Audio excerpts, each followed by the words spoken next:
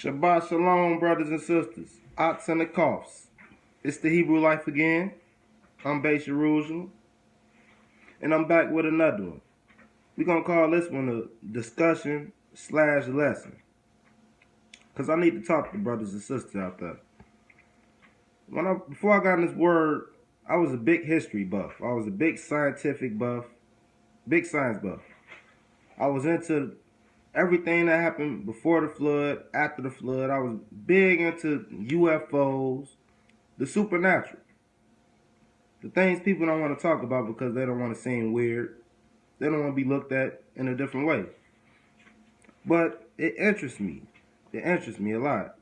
But when I got in this word, and the more I read, the more I came to find out that there's a big lie being told on this earth concerning UFOs, aliens, aka cherubims, and fallen angels. See, I find it very funny that when you look at these shows, it's only Gentiles, so-called white people, who see these UFO phenomena. They seem to be the only people getting abducted. There's always some old white couple in the country that gets abducted.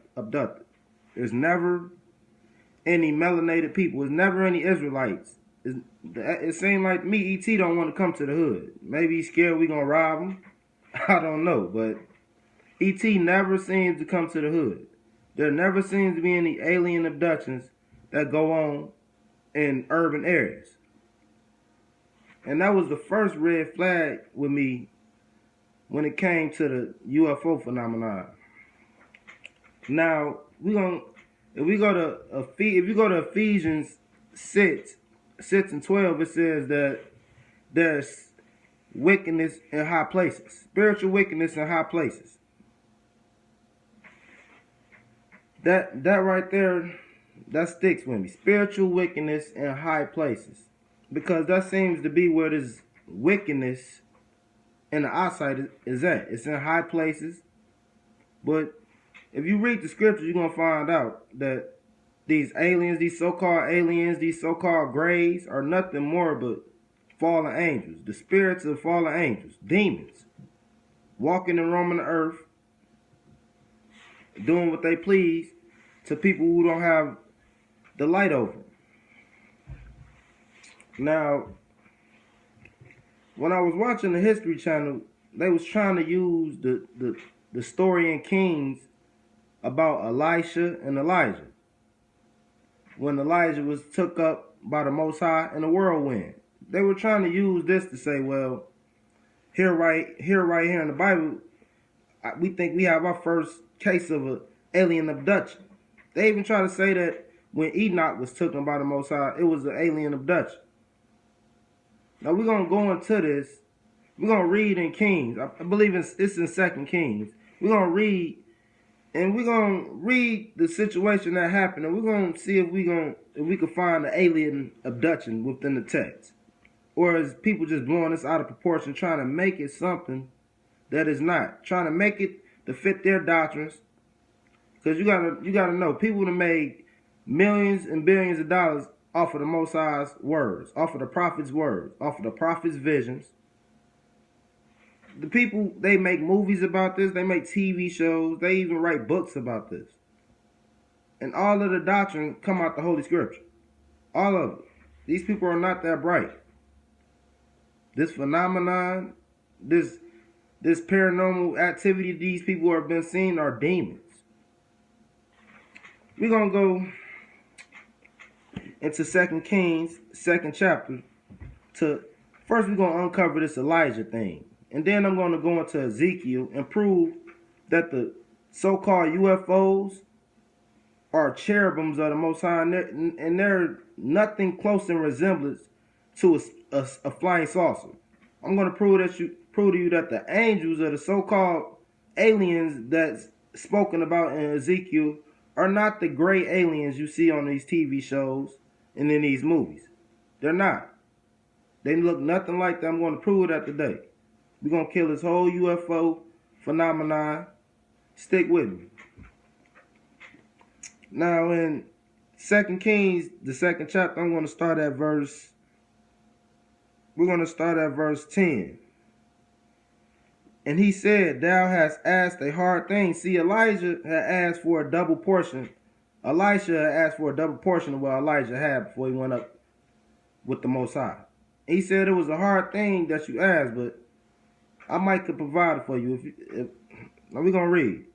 He said, thou hast asked a hard thing. Nevertheless, if thou see me when I am taken from thee, it shall be so unto thee.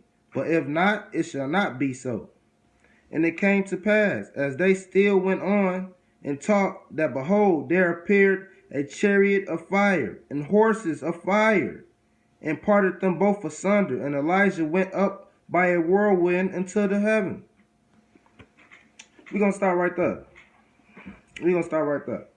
Now, what I just read was, it was described as a chariot of fire with horses as fire.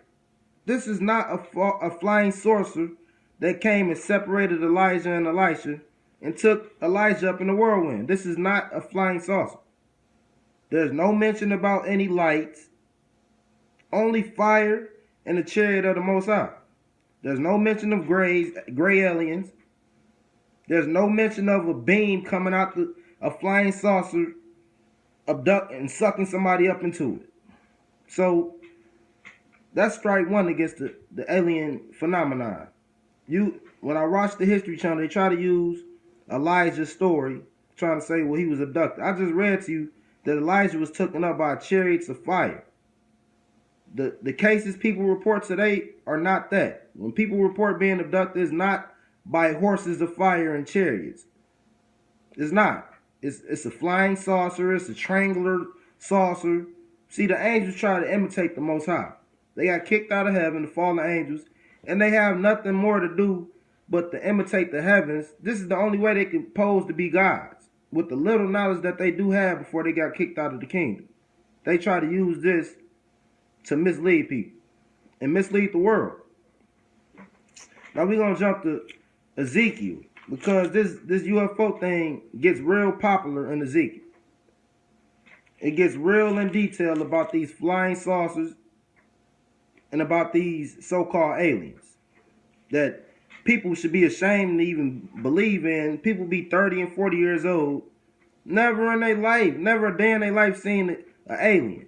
If you want to know what a real image of the great alien is, look up Aleister Crowley and this relationship between the demon that so-called was telling him all these things to do. And he drew a picture of it. It looks real close to a great alien. I find that very strange. Look that up when you got time. We're going to go to Ezekiel. We got to go to Ezekiel, because this is where all the chaos starts. This is what they try to use, and we shutting it down. Before we go into Ezekiel, though, I'm going to hold that. We're going to go into the book of Jasher, because these evil spirits were spoken about. And what the mages want to hide is the true identity of who they truly worship. The fallen angels who came down, slept with the sons of man, and bore giants. This is what they're trying to avoid you knowing. All of these great monuments you see built, and you say, how can a man build that? All of these supernatural things happen is because of them. I'm going to read that. Go to the book of Enoch. I'm sorry, the book of Enoch, chapter 15. And I'm going to read.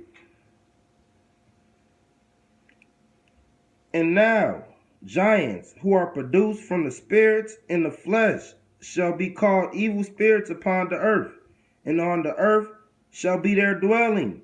Evil spirits have proceeded from their bodies, because they are born from men and from the holy watchers, and is their beginning and their primal origin. They shall be evil spirits on the earth, and evil spirits shall they be called.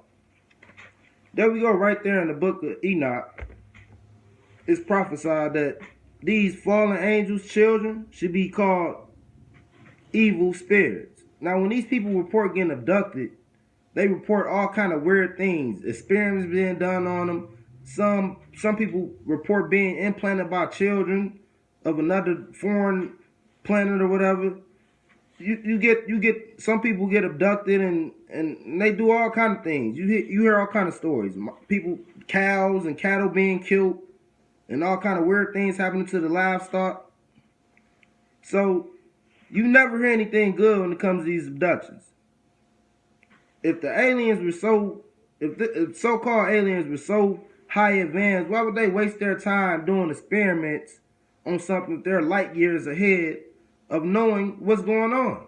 It's like a algebra professor doing addition. It's like it don't make any sense. You're on a whole nother level, but you choose to come down to this level to figure something out you're supposed to already know because you're supposed to be a being that's light years ahead of man. This is all lies. We're gonna go to Ezekiel. And we're gonna start at the first chapter of Ezekiel. We're gonna start at the 5th verse. Matter of fact, we're gonna start at the 1st verse of the 1st chapter. Because people get this misconstrued. We killing all this today. I'm gonna read.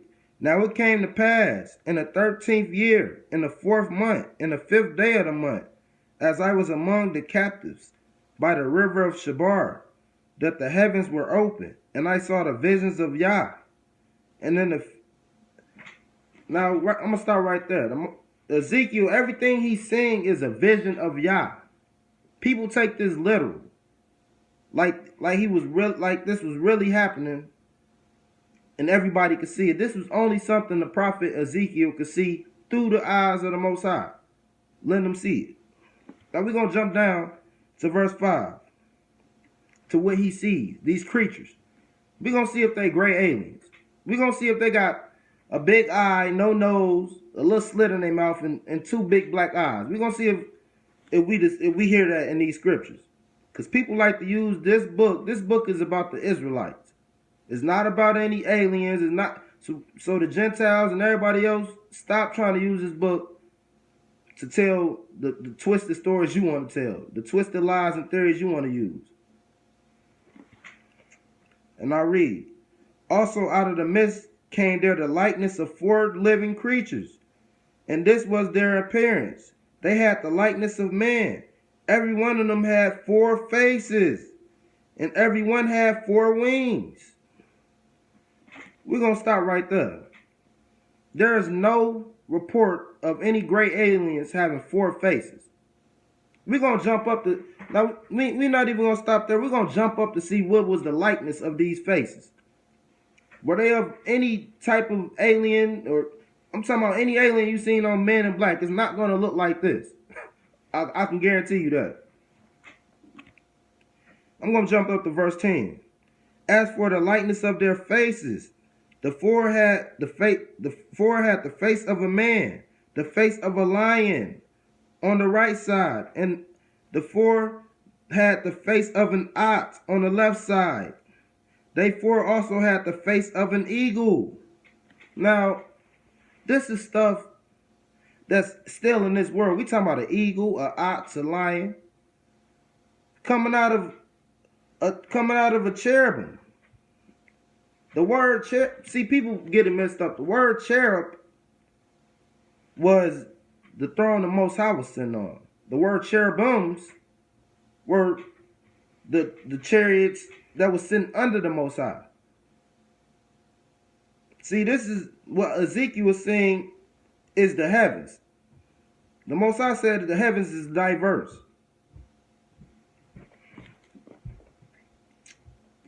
Now we're going to jump to chapter 2. Because people forget this is a vision the Most High is showing Ezekiel. He's showing him the wonders of the earth. The heavens. And as you see, things that's on earth is in heaven. Just like the scriptures say, as it is in heaven, as it is on earth.